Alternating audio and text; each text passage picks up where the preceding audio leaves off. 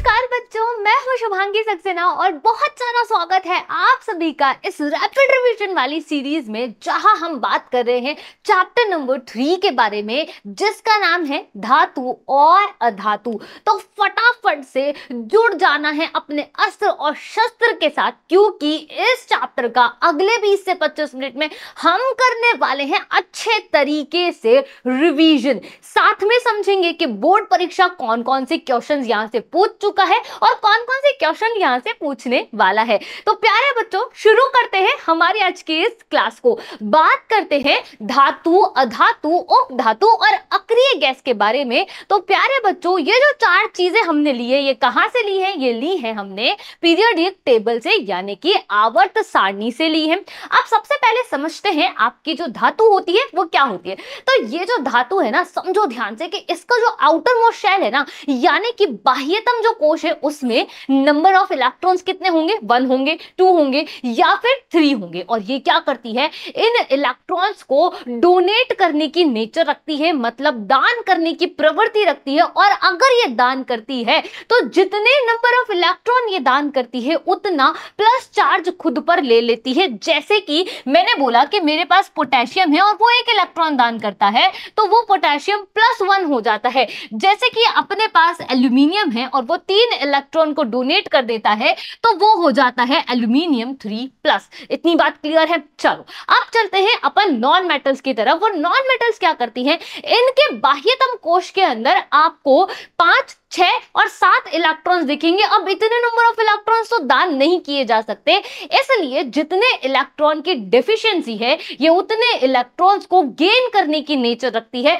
Means ये 1, 2 और 3 number of electron को गेन करने की प्रवृत्ति रखती है। और अगर ये गेन करती है तो जितने इलेक्ट्रॉन ये ग्रहण करती है, उतना नेगेटिवली चार्ज्ड ये हो जाती है। तो ये कैसी होती है? नेगेटिवली चार्ज्ड होती है। जैसे कि क्लोरीन 1 इलेक्ट्रॉन लेता है, -1 आयोडीन 1 इलेक्ट्रॉन लेता है, -1 ऑक्सीजन 2 इलेक्ट्रॉन लेता है, -2 यहां पर आप देख सकते हो। उपधातु मेटलॉइड्स क्या होते हैं? जो धातु और अधातु के बीच के गुणों को दर्शाते हैं, वो आपके मेटलॉइड्स होते हैं। Example boron, silicon, antimony and germanium. Next आ जाता है आपकी नोबल गैसेस, अक्रिय गैसेस, स्थायित्व प्राप्त गैसेस, निष्क्रिय गैसेस। ये सभी इसी के ही नाम हैं, क्योंकि इनका आउटर शेल जो अष्टक है वो पूरा होता है। इनको किसी से क्रिया करके स्थायित्व प्राप्त करने की जरूरत नहीं है, ये ऑलरेडी स्थायित्व प्राप्त होती है। जैसे कि हीलियम हो गई है, आपकी नियॉन हो गई है, ऑर्गन हो गई है। अब बेटा जी, हम बात कर रहे हैं मेटल और नॉन मेटल के बारे में, तो इनकी सबसे पहले पढ़नी पड़ेगी फिजिकल प्रॉपर्टीज, फिर पढ़नी पड़ेगी केमिकल प्रॉपर्टीज। तो चलिए चलते हैं फिजिकल प्रॉपर्टीज की तरफ, जहां से आपका एक्सेप्शंस में से भी क्वेश्चन आता है और फिजिकल प्रॉपर्टीज में से भी क्वेश्चन आता है। सबसे पहली फिजिकल प्रॉपर्टी है आपकी आघातवर्ध्यता, यानी कि ठोक पीट करके चादर रूप में परिवर्तित करने का जो गुण है वो आघातवर्ध्यता कहलाता है। और धातुओं में ये गुण होता है, लेकिन अधातुओं में ये गुण विद्यमान नहीं होता है। वहां एक अलग गुण होता है जिसे आप बोलते हो भंगुर प्रकृति। यानी अगर आपने उसे ठोका ना, तो वो क्या होगा? चादर में नहीं बदलेगा, वो तार में नहीं बदलेगा, वो छोटे छोटे कणों में विभाजित हो जाएगा, उसके टुकड़े यहां पर हो जाएंगे, टुकड़े टुकड़े हो जाएंगे। समझ रहे हो बात यहां पर? अब धातुओं में भाई अपन जानते हैं कि चादर रूप में परिवर्तित कर सकते हैं। किसे परिवर्तित कर सकते हो? एल्यूमिनियम को कर सकते हो, आप कॉपर को कर सकते हो, आप गोल्ड को कर सकते हो, आप लोहे को कर सकते हो। नेक्स्ट बात करते हैं तन्यता, और यहां से प्रश्न ऑलरेडी पूछ लिया बोर्ड वालों ने कि सबसे तन्य धातु होती कौन सी है? तो गोल्ड सबसे तन्य धातु होती है। तन्य का मतलब होता है आप उसे तार रूप में परिवर्तित कर सकते हो। 1 ग्राम गोल्ड से आप 2 किलोमीटर लंबा, कितने किलोमीटर? 2 किलोमीटर लंबा तार बना सकते हो। लेकिन अधातु ये गुण नहीं दर्शाते हैं, वो भंगुर प्रकृति जो है उसे ही दर्शाते हैं। आगे बढ़े, चलो आगे चलते हैं। नेक्स्ट आ गया है हार्डनेस के बारे में बात करेंगे, कठोरता के बारे में बात करेंगे। तो धातु जो होती है वो बहुत कठोर होती है, पर यहां पर अपवाद है। और अपवाद कौन है? सोडियम, पोटेशियम और लिथियम यहां पर अपवाद है, जिसे आप चाकू से काट सकते हो, इतनी सॉफ्ट होती है। यहां से प्रश्न पूछे जाने की संभावना है, क्योंकि ये आपका जो मेटल्स है उसका एक्सेप्शन केस है। क्लियर है बात? यहाँ पर डायग्राम आप देख सकते हो और दिमाग में फिट कर सकते हो। अब अधातु की बात करें तो ये नरम होती है, लेकिन इसका भी एक्सेप्शन है कि जो हीरा होता है ना वो बहुत कठोर दिल का होता है, बहुत ज्यादा कठोर वो यहाँ पर होता है। नेक्स्ट बात करते हैं सोनोरिटी के बारे में, यानी ध्वनिक गुण के बारे में। तो जब स्कूल की घंटी बजती है ना तो घर जाने का मन करता है, तो वो जो घंटी है वो किस चीज की है? वो धातु की बनी हुई है। किसकी बनी हुई है? धातु की बनी हुई है। और जब उनकी सतह टकराती है तो टन-टन की आवाज यहाँ पर होती है, जो हमें बहुत बढ़िया लगती है। तो जैसे कि लोहा और आपका तांबा। लेकिन पारा फिर यहाँ पर एक्सेप्शन केस है, पारा ऐसा नहीं करता है। अब अधातु की अगर बात करें तो अधातु जो है वो ध्वनि उत्पन्न नहीं करती है, क्योंकि अगर वो टकराएगी तो कणों में विभक्त हो जाएगी। नेक्स्ट बात करते हैं चमक के बारे में। और धातु जो होती है वो बहुत चमकीली होती है, जैसे कि सोना, चांदी और प्लैटिनम। होती है कि नहीं होती? बोलो, चमकीली होती है ना। लेकिन अगर अधातु की बात करें ना तो ये चमकीली नहीं होती है। जैसे कि आपका कार्बन, क्या चमक है उसके अंदर? सल्फर, क्या चमक है? नहीं चमकता। पर ऐसी अधातु विद्यमान है जो चमकती है, और वो है आपकी आयोडीन। यहां से प्रश्न पूछा जा सकता है। तो एक्सेप्शंस बहुत इंपॉर्टेंट है। आगे चले, नेक्स्ट गुण के बारे में बात करते हैं। नेक्स्ट गुण आ जाता है गलनांक और क्वथनांक। और धातु जो होती है उसके गलनांक क्वथनांक बहुत उच्च होते हैं। कठोर होती है ना तो बहुत उच्च होते हैं। पर एक्सेप्शन है कि गैलियम, सीजियम, सोडियम, पोटेशियम, इनके गलनांक कम होते हैं। और गैलियम और सीजियम का तो इतना कम होता है, हथेली पर रखने मात्र से ही पिघल जाती है। आप ये चित्र देख सकते हैं। नेक्स्ट बात करते हैं अधातु के बारे में। और अधातु जो होती है इसके गलनांक और क्वथनांक कम होते हैं, लेकिन हीरा जो है कठोर दिल का है और इसीलिए उसका गलनांक और क्वथनांक बहुत ज्यादा उच्च होता है। नेक्स्ट बात करते हैं विद्युत के चालकता के बारे में। आपसे इसका परिपथ बनाने के लिए पूछा जा सकता है बोर्ड परीक्षा के अंदर। तो प्रबल चालक होती है, प्रबल चालक होती है धातु, जैसे कि कॉपर, जैसे कि चांदी। लेकिन इसका अपवाद है पारा और सीसा। प्रबल जो है विद्युत की चालक वो नहीं होती है।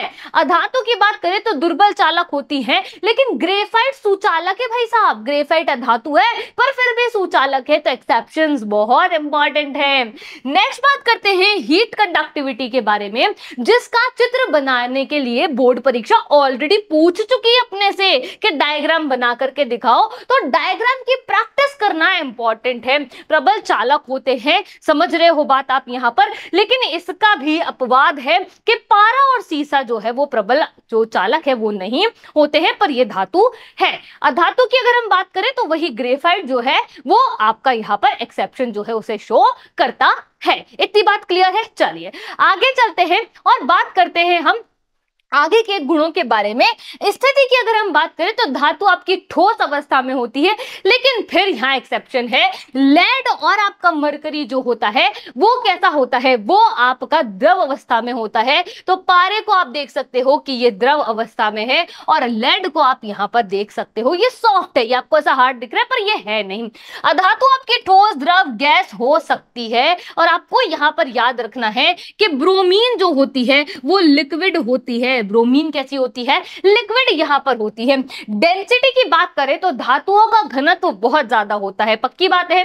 लेकिन अधातु का घनत्व कैसा होता है बेटा? बहुत ही कम यहां पर होता है। और ये हो गई है आपकी धातु और अधातु से रिलेटेड फिजिकल प्रॉपर्टीज के साथ एक्सेप्शन केसेस भी, जहां से बोर्ड ने प्रश्न पूछ लिए हैं और पूछ सकता है। अब चलते हैं आगे और बात करते हैं धातु और अधातु के केमिकल प्रॉपर्टीज के बारे में। तो चार चीजें हैं, वायु के साथ अभिक्रिया, जल के साथ अभिक्रिया, अम्ल के साथ अभिक्रिया और लवण के साथ अभिक्रिया। यहां पर आप एक चीज याद रख लो कि अधातु केवल वायु के साथ अभिक्रिया करता है, वो जल के साथ, अम्ल के साथ, लवण के साथ क्रिया नहीं करेगा।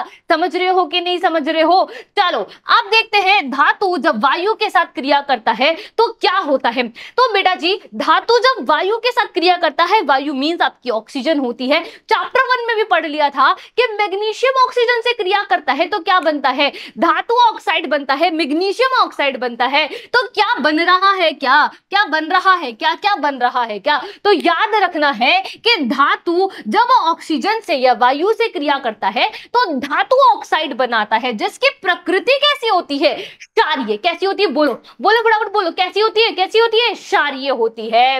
अधातु जो होता है वो वायु के साथ जो है वो क्रिया कर लेता है और अधातु ऑक्साइड बनाता है, जिसकी प्रकृति कैसी होती है, अम्लीय होती है। कैसी होती है, बोलो भाई, अम्लीय होती है। बोलोगे नहीं तो याद कैसे होगा।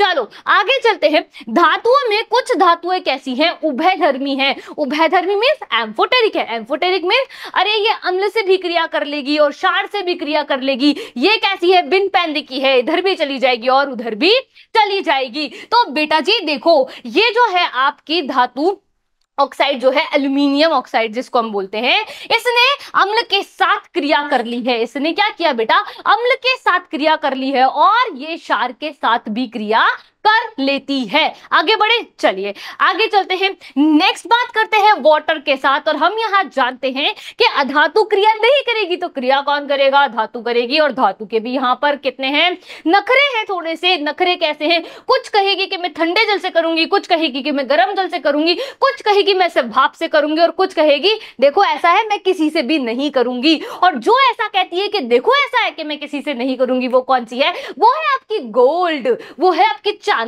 ये नहीं करती किसी से भी क्रिया, समझ रहे हो बात। ठंडे जल के साथ बहुत हाईली रिएक्टिव मेटल्स क्रिया करती है, जैसे कि सोडियम, पोटेशियम और आपका कैल्शियम। जब ये ठंडे जल के साथ क्रिया करती है तो देखो इसने क्या बनाया है, देखो इसने क्या बनाया है, सोडियम हाइड्रोक्साइड बनाया है और H2 गैस जो है वो बाहर निकली है। तो आप याद रखो कि धातु जल से क्रिया करती है तो H2 गैस प्रोड्यूस करती है, H2 गैस बाहर निकल जाती है। गर्म जल के साथ कौन काम करेगा, मैग्नीशियम। गर्म जल से कौन क्रिया कर रहा है, मैग्नीशियम क्रिया कर रहा है। MgOH का होल ट्वाइस बन रहा है, साथ में H2 गैस निकल रही है। निकल रही है कि नहीं निकल रही। चलो अब केवल भाप के साथ कौन क्रिया करेगी, एल्यूमिनियम, जिंक और आयरन भाप के साथ क्रिया करेगी। और आप यहां देख सकते हो कि यहां पर क्या निकल रहा है बेटा, यहां आपका निकल रहा है H2 गैस। क्या निकल रही है, यहाँ H2 गैस जो है वो निकल रही है। एक स्पेशल पॉइंट है कि अधातु ऑक्साइड जो है वो जल से क्रिया कर रहा है, अधातु नहीं कर रही है, अधातु नहीं कर रही है। समझ लो इस बात को, दिमाग में बैठा लो। पर अधातु ऑक्साइड क्रिया कर रही है जल के साथ और एसिड प्रोड्यूस कर रही है। क्या प्रोड्यूस कर रही है, एसिड प्रोड्यूस कर रही है। तो आपको दिख रहा है कि यहाँ पर एसिड जो है वो बन रहे हैं। आगे बढ़े, चलिए आगे चलते हैं। नेक्स्ट बात करते हैं तनु अम्ल के साथ रिएक्शन की। तो आप जानते हो अधातु कोई क्रिया नहीं करेगी, क्रिया कौन करेगी, मेटल्स रिएक्शन करेंगी। तो क्या बनाएंगी, लवण और आपका हाइड्रोजन गैस। याद है आपको कि जिंक जो है H2SO4 से क्रिया करता है, ZnSO4 बनाता है, H2 गैस बाहर निकलती है, पॉप साउंड आता है। याद आ गई ना। चलो तो मैग्नीशियम ने HCl से क्रिया करी, MgCl2 बना लिया, H2 बाहर निकल गई है। आयरन ने क्रिया करी, H2 गैस जो है वो बाहर यहां निकल गई है। लेकिन बेटा जी एक चीज समझो कि HCl और H2SO4 के साथ तो ये रिएक्शन हो रही है, जहां मेटल्स लवण बना रही हैं और हाइड्रोजन निकाल रही हैं। पर एक खतरनाक एसिड है जिसका नाम है HNO3। इसके साथ जो है रिएक्शन होने पर आपको H2 नहीं मिल पा रहा है, क्योंकि ये प्रबल कैसा है, प्रबल ऑक्सीकारक है। ये क्या करता है बेटा, ये जो वाटर होता है ना, वाटर, ठीक है, यानी कि जो हाइड्रोजन निकली ना उसको वाटर में कन्वर्ट कर देता है, हाइड्रोजन का ऑक्सीडेशन फॉर्म करवा देता है और वाटर में उसे कन्वर्ट करता है, खुद का अपचयन कर लेता है और नाइट्रोजन की किसी भी कंपाउंड में N2O, NO2, ठीक है, किसी भी कंपाउंड में खुद अपचयित हो जाता है। केवल मैग्नीशियम के साथ ये रिएक्शन परफॉर्म करता है, जहां H2 जो गैस है वो प्रोड्यूस ये करता है। और एक और है Mn, यानी कि केवल Mg और Mn के साथ ये रिएक्शन करता है और H2 गैस को प्रोड्यूस यहां पर कर देता है। तो देखो, जब धातु है HNO3 से अभिक्रिया करती है तब H2 गैस नहीं बनती, क्योंकि H2 गैस को क्या करता है, जल में इसका ऑक्सीकरण करके जल में परिवर्तित करता है और खुद नाइट्रोजन के यौगिकों में बदल जाता है। एक इंपॉर्टेंट पॉइंट है यहाँ पर, एक्वा रेज या जिसे आप अम्लराज कहते हो, क्या कहते हो, अम्लराज, 3:1 रेशो में आप HCl और HNO3 को मिलाते हो, जो गोल्ड और प्लेटिनम जैसी धातुओं को गलाने की ताकत रखता है। इतनी बात क्लियर हो गई। चलो आगे चलते हैं, नेक्स्ट बात करते हैं लवण के साथ। यानी कि जब आपकी धातु लवण से रिएक्शन करेगी तो कौन सी रिएक्शन होगी, विस्थापन रिएक्शन होगी। लेस रिएक्टिव मतलब क्या होगा कि आपके पास धातु है, ठीक है, और एक धातु का लवण विलयन होगा, तो आपकी मोर रिएक्टिव जो मेटल है वो लेस रिएक्टिव मेटल वाला जो सोल्यूशन है उसको हटा देगी और खुद उसकी जगह आ जाएगी। जैसे कि धातु ए है, धातु बी का लवण है, तो अब धातु ए का लवण हो जाएगा और धातु बी बाहर निकल जाएगी। इसका एक और एग्जाम्पल आप याद रख लो, Fe+Cu तो Fe यहां आ जाएगी और आपको क्या मिलेगा, FeSO4, और क्या मिलेगा साथ में आपको यहां पर Cu जो है वो बाहर निकल जाएगा। कॉपर सल्फेट वाली रिएक्शन है, नीला खोता याद आ गई। चलो अधातु तो पहले ही कह चुकी, मैं नहीं रिएक्ट करूंगी, मैं नहीं रिएक्ट करूंगी। क्लियर है बात यहां, आगे चले, चलिए आगे चलते हैं। मैम कैसे पता चलेगा कि कौन हाईली रिएक्टिव है, कौन लीस्ट रिएक्टिव है, तो ये रही हमारे पास सक्रियता श्रेणी, रिएक्टिविटी सीरीज। इसको याद करने की ट्रिक आप ऑलरेडी जानते हो कि केदारनाथ का माली आलू जरा फीके पकाता है, कौन है, आगे आओ, समझते हो ना बात यहां पर। चलिए तो नीचे जब अपन जाते हैं तो यहां पर क्या हो जाती है कि इनकी रिएक्टिविटी कम हो जाती है और ऊपर इनकी रिएक्टिविटी जो है वो सबसे ज्यादा होती है। आगे बढ़े, चलिए आगे चलते हैं, बात करते हैं धातु और अधातु की अभिक्रियाओं के बारे में। तो आप जानते हो धातु क्या होती है, धनावेशित होती है, सिखाया। अधातु कैसी है, ऋणावेशित है। धातु केटायन बनाती है, इलेक्ट्रॉन को दान करती है, तभी तो केटायन बनाती है, तभी तो प्लस चार्ज इस पर आता है। अब क्या अधातु जो है वो एनायन बनाती है। आउटर मोस्ट शेल के अंदर 1 2 3 इलेक्ट्रॉन है और आउटर मोस्ट शेल में आपके पास 4 5 6 7 इलेक्ट्रॉन है। क्लियर है यहाँ पर बात, आगे बढ़ू। चलिए आयनिक यौगिक क्या होता है, धातु और अधातु जब आपस में रिएक्शन करते हैं ना तो इलेक्ट्रॉन का स्थानांतरण यहाँ पर होता है। आपका धातु से इलेक्ट्रॉन अधातु की तरफ जाता है और एक बंध का निर्माण होता है, एक रिश्ते का निर्माण होता है, और ये रिश्ता क्या कहलाता है, ये रिश्ता, ये बंध जो ये बनाते हैं, ये बंध क्या कहलाता है, आयनिक बंध कहलाता है। और इससे बना हुआ यौगिक जो है वो आयनिक यौगिक कहलाता है, या स्थिर वैद्युत यौगिक भी आप यहाँ पर कह सकते हो। एग्जाम में आपसे पूछ सकता है कि NaCl को कैसे बनाते हैं या MgCl2 को आप कैसे बनाते हो। तो आप देख रहे हो कि यहाँ पर जो सोडियम होता है उसके बाह्यतम कोश में आपके पास इतने इलेक्ट्रॉन होते हैं और आपका जो क्लोरीन है इसके बाह्यतम कोश में आपके पास इतने इलेक्ट्रॉन होते हैं। इसको अष्टक पूरा करना है तो ये एक इलेक्ट्रॉन दान कर देता है और क्लोरीन एक इलेक्ट्रॉन ले लेता है। इनके आदान प्रदान से जो बंध बनता है, यानी कि इलेक्ट्रॉन के स्थानांतरण से जो बंध बना है वो आपका आयनिक बंध है, जिससे आयनिक यौगिक का निर्माण यहाँ पर हो गया है। इंपॉर्टेंट चीज थी, समझ में आ गई होगी। आगे बात करते हैं आयनिक यौगिकों के गुणधर्म, और आयनिक यौगिकों के गुणधर्म जो है आप बढ़िया तरीके से याद कर सकते हो। कैसे याद कर सकते हो, आप याद कर लो इसको, आप याद कर लो इसको और इससे आप सारी चीजें याद कर लोगे। अब बताओ NaCl ठोस होता है क्या, हाँ जी मैम ठोस होता है। तो आयनिक यौगिक ठोस होते हैं। NaCl कठोर होता है, हाँ जी मैम कठोर होता है। आयनिक यौगिक कठोर होते हैं। NaCl को अगर अपन और ठोकेंगे तो ये पाउडर के फॉर्म में कन्वर्ट हो जाएगा, तो भंगुर प्रकृति के होते हैं। और आयनिक यौगिकों के बीच में मजबूत आकर्षण बंध होता है। बोलो कौन सा होता है, मजबूत प्रबल आकर्षण बंध यहाँ पर होता है, या आयनिक बंध यहाँ पर होता है। गलनांक और क्वथनांक की अगर हम बात करें तो भाई साहब बहुत उच्च मान लीजिए, बहुत उच्च, इसका उच्च होता है ना तो बहुत उच्च मान लीजिए, क्योंकि यहाँ पर मजबूत आकर्षण बल होते हैं जिन्हें तोड़ने के लिए आपको ज्यादा एनर्जी चाहिए होगी। घुलनशीलता या विलयशीलता की बात करें, क्या आपका जो नमक है, जो खाने का नमक है वो पानी में घुलता है, हाँ जी मैम पानी में घुलता है। तो ये वाटर में कैसा होता है, डिजोल्व होता है। पर क्या ये पेट्रोल में घुलता है, जी नहीं। क्या ये बेंजीन में घुलता है, जी नहीं। क्या ये केरोसिन में घुलता है, जी नहीं। नहीं। तो बेटा जी ये अकार्बनिक विलायक जो है, अकार्बनिक से मेरा मतलब है जिन जैसे कि वाटर, तो उसमें तो डिसॉल्वेबल है, लेकिन कार्बनिक विलायक जो है जैसे कि केरोसिन, पेट्रोल, उनमें कैसा है, उनमें नहीं घुलता। नेक्स्ट बात करते हैं विद्युत चालकता के बारे में। तो बेटा जी गलित अवस्था में मॉल्टन स्टेट के अंदर ये जो है विद्युत का चालन करेंगे, पर ठोस अवस्था में नहीं करेंगे। क्लियर है बात यहाँ? चलिए आगे चलते हैं और यहां से हमारा जो चैप्टर है उसका नेक्स्ट पार्ट शुरू हो रहा है, जो इसमें हम पढ़ने वाले हैं धातुओं का निष्कर्षण हम पढ़ने वाले हैं, धातुओं की प्राप्ति कैसे की जाती वो हम पढ़ने वाले हैं। वेरी इंपॉर्टेंट है और वेरी इंटरेस्टिंग है। आ जाओ भाई, चलो परिभाषाओं से शुरू करते हैं। खनिज क्या होता है? पृथ्वी में प्राकृतिक रूप से जो मिलता है वो खनिज होता है, और अगर ये ज्यादा मात्रा में मिले जिसको आप आसानी से प्राप्त कर सकते हो तो अयस्क हो जाएगा। अयस्क से अगर आप इसे शुद्ध रूप में प्राप्त करोगे तो धातु कर्म हो जाएगा। अब अयस्क जब मिला है तो उसमें कुछ ना कुछ अशुद्धियां होंगी, यानी कि ग्रुप ऑफ इंप्योरिटीज जो है वो आपकी क्या कहलाएगी? गैंग कहलाएगी। क्या कहलाएगी बोलो? ये आपकी वाली गैंग नहीं है, ये केमिस्ट्री की गैंग है भाई, केमिस्ट्री की गैंग है। फिर बात करेंगे अयस्क के समृद्धिकरण की, एनरिचमेंट ऑफ ओर। अयस्क से गैंग को हटाने की अब प्रक्रिया को आप क्या कहोगे?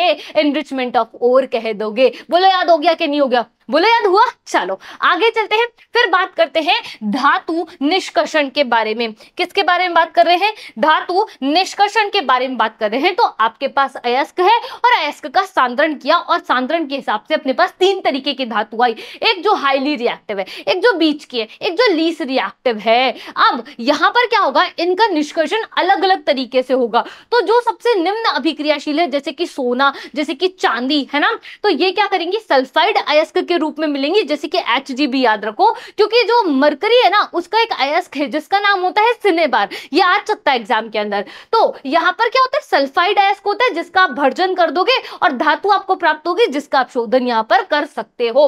मध्यम क्रियाशील को भी पढ़ते, पहले उच्च क्रियाशील धातु पे आ जाओ, जैसे कि सोडियम, पोटेशियम, आपका कैल्शियम।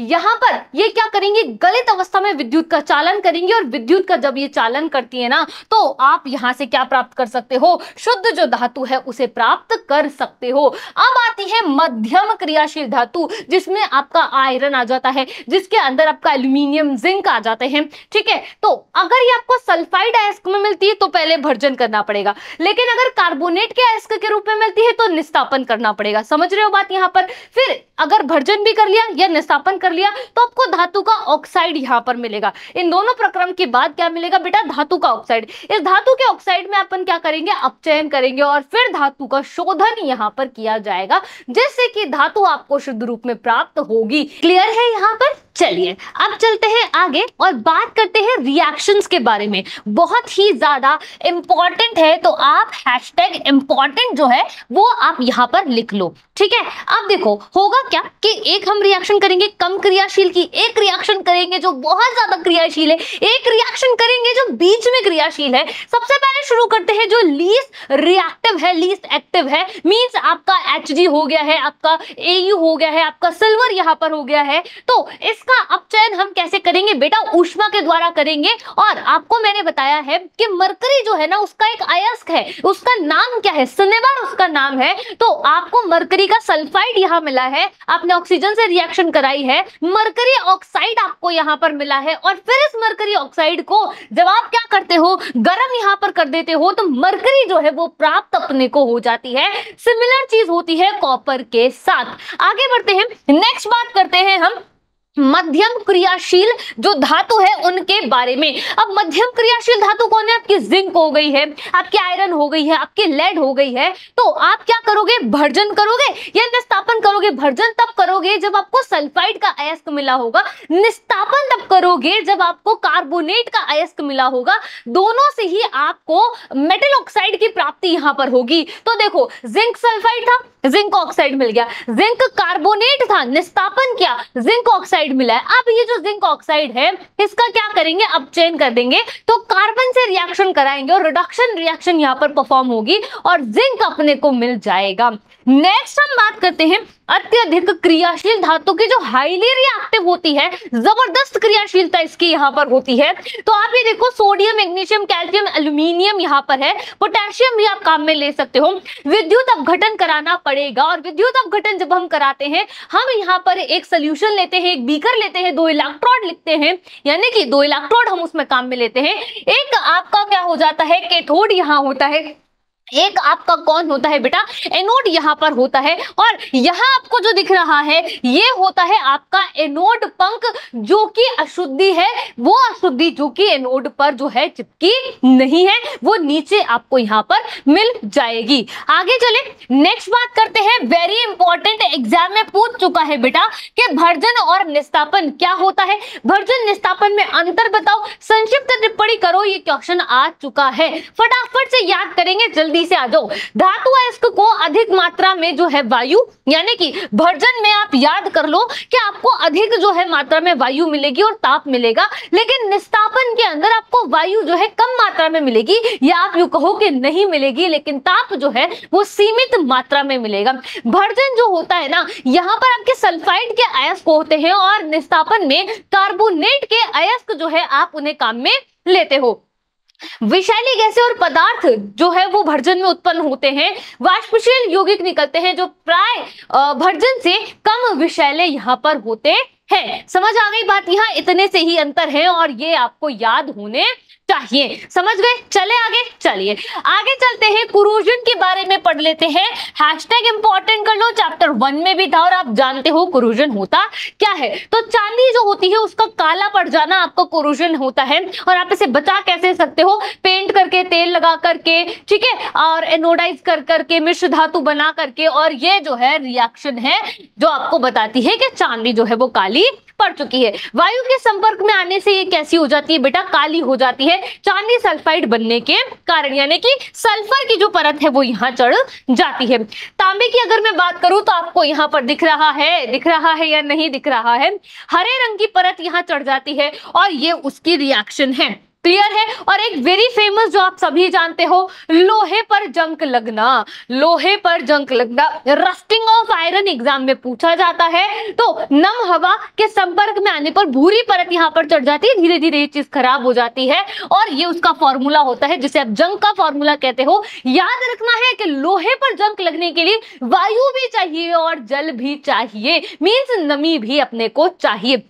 तो प्यारे बच्चों, यहां हो चुका है आपका चैप्टर नंबर 3 बिल्कुल तरीके से खत्म, जहां आपने देख लिया आपके सारे concept, reaction, exception cases, exam में क्या पूछ सकते हैं, क्या पूछा जा चुका है, आपको बस इसका रिवीजन करना है। तो अब हम मिलेंगे आपसे एक नए चैप्टर के साथ, तब तक के लिए धन्यवाद।